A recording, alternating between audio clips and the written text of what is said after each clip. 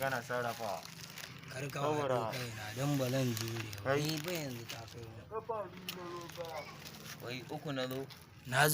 zo na yi lido kawai sun kwashe kudin saboda haka ake rayuwa yanzu ka san ba mu biredin nan mu ya gaye mace yanzu biredin nan rike shi sai na gama har ya kake yi kamar mu biredin nan mu ci cikin yanzu a'a kai yan buru ba kai ya ne haka yi kake mana wannan shigowar da Allah wannan ya kake mana irin shigowar ban mu tantance ya kai dan ba biredin nan mu dan ba mu ai ha ba ya kake mana dan ba mu ja mule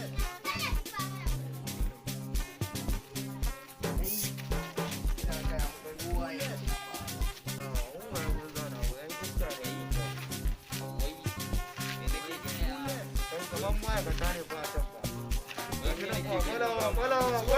ba.